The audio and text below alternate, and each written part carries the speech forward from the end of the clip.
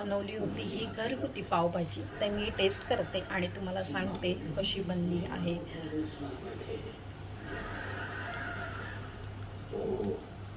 नमस्कार, तर तुमचं स्वागत आहे माझ्या एका नवीन व्हिडिओमध्ये आणि नवीन रेसिपीमध्ये। तर मी आज तुमच्यासाठी घेऊन आलेली आहे पावभाजी। तर चला बनवूया। तर मी प्रथम घेतलं ते आपण कुकर ठेवला आहे गरम करायला, तर टाकूया भाज्या आणि त्यात टाकूया 1 ग्लास पाणी।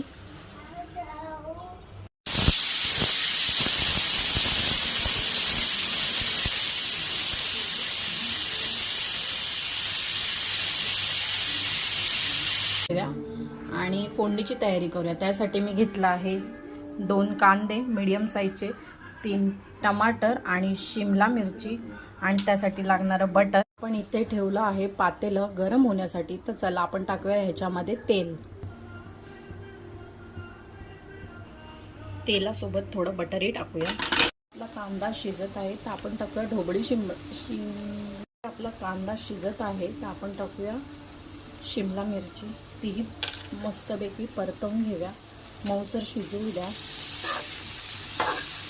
10 मिनिटं झाली आपल्याला ह्याच्यात परतवून। तर मी टाकते टमाटर पण मस्तपैकी परतवून घेऊन मीठ टाकते आणि ते व्यवस्थित झाकण मारून 10 ते 15 मिनिटं वाफेवरती शिजवून घेऊया। आणि इथे आपला कुकर झाला आहे तर बघूया खोलून। तर आपण ह्याला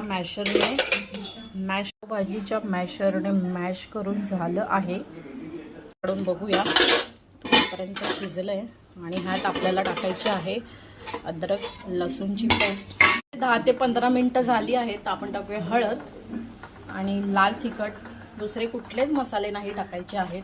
आणि पावभाजी मसाला हाही टाकायचा। पावभाजीच्या मॅशरने थोडं मॅश करून घेऊया, नाहीतर ते अख्खं राहील त्याच्यामुळे।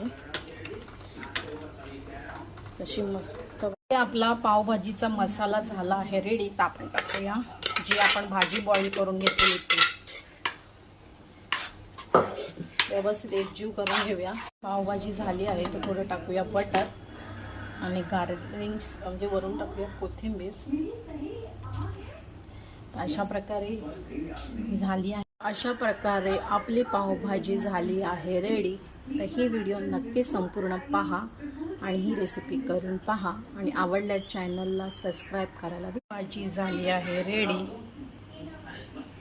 तर बघू शकता। आता ही मी टेस्ट करते आणि तुम्हाला सांगते कशी झाली आहे पावभाजी।